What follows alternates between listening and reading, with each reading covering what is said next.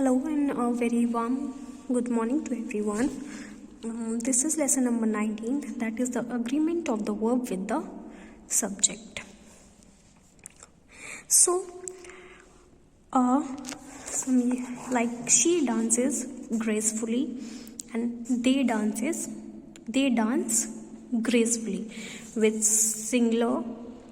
Then we use SIES with plural. We are not using SIES. It is the agreement of the verb with the subject. According to the subject, we are using the verb. A singular subject takes a singular verb, with the plural subject takes a plural verb. Means the subject is singular, then it takes a singular verb. If a subject is plural, then it takes a plural verb. And some general rules are there. First one, a verb must agree with its subject in a number and person, as the quality of books was very good.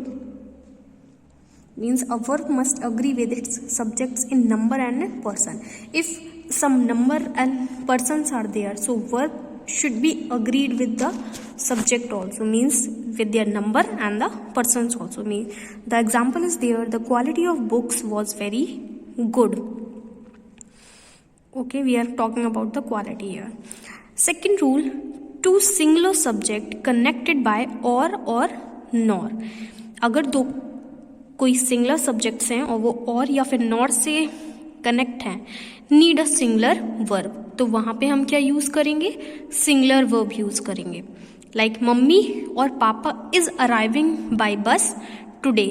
सो यहाँ पे हमने और का use किया है, तो as we know that और nor के साथ सिंगुलर वर्ब यूज करते हैं. दैट्स वाई हम यहाँ पे इज यूज कर रहे हैं. दैट मम्मी और papa is arriving by bus today. Is a singular verb. Now come to the third point. When a singular subject is connected by or nor, अगर उससे पहले रूल में हमने बात करी थी कि दो सिंगुलर सब्जेक्ट जब कनेक्टेड हो तो हम सिंगुलर वर्ब यूज करते हैं, ठीक है, और नॉर के साथ. अगर एक सिंगुलर सब्जेक्ट है और नॉर के साथ कनेक्टेड है तो वर्ब कैसी यूज होगी हमारी? Plural verb. Not to the plural subject, but the plural subject in the end use a plural verb. Are you getting my point? I will repeat it again.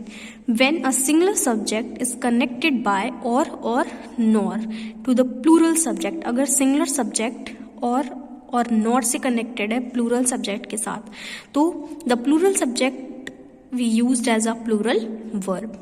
The beggar or his children want to eat something. Okay, come on the fourth one. When I is one of the two subjects connected by either or neither nor. अगर I दो subjects के साथ connected है,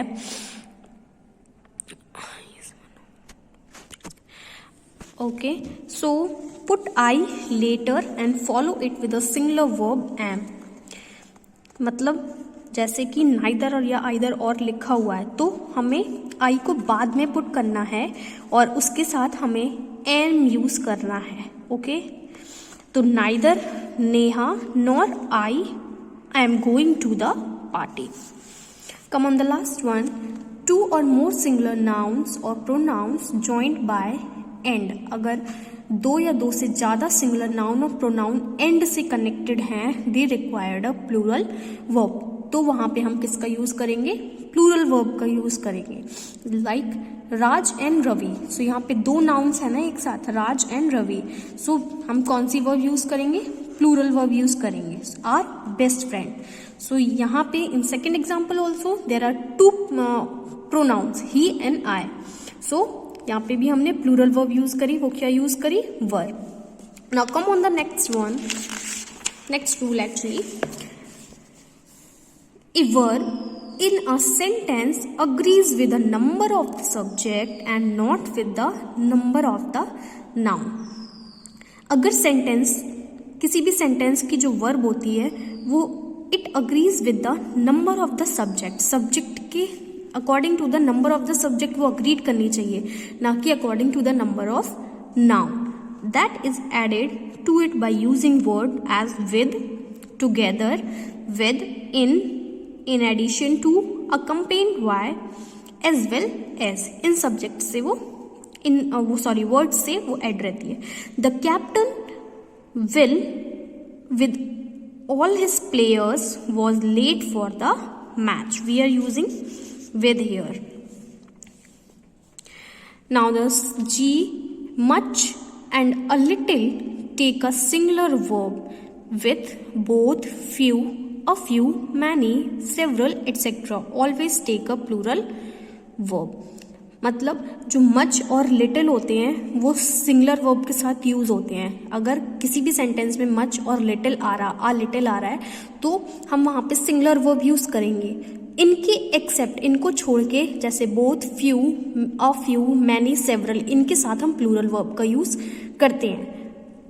सो much has already been done. So I told you that हम much के साथ singular verb use करते हैं. That's why we use has here. Okay, and the both of them have come late. So as I told कि both के साथ हमको plural verb का यूज करते हैं, इसलिए हमने यहाँ पे हैव का यूज किया. H1, all, most, some take a singular verb when they stand for uncountable nouns. अगर all, most और some uncountable nouns हैं तो फिर हम सिंगुलर वर्ब का यूज करते हैं, और प्लूरल वर्ब का यूज करते हैं कि जब वो काउंटेबल नाउन्स होती हैं तब हम उन वर्ड्स के साथ प्लूरल वर्ब का यूज करते हैं. Is it clear? I, with none of is use with uncountable noun. अगर नन ऑफ किसी भी सेंटेंस में है तो वो अनकाउंटेबल नाउन के साथ यूज हो रहा है, द वर्ब, और उसके साथ जो वर्ब यूज होती है वो कैसी यूज होती है? सिंगुलर यूज होती है. But when none of is use with a plural noun, और अगर वो प्लूरल नाउन या प्रोनाउन के साथ यूज होता है और अ कलेक्टिव नाउन के साथ यूज होता है तो आइदर अ सिंगुलर और अ प्लूरल वर्ब, मीन्स हम या तो हम सिंगुलर यूज कर सकते हैं या फिर प्लूरल यूज कर सकते हैं. So these are some rules of the subject and verb agreement. If you are finding any difficulty, then you can ask me in the comment section. Thank you and have a wonderful day to everyone. And I will send the exercise of this chapter also.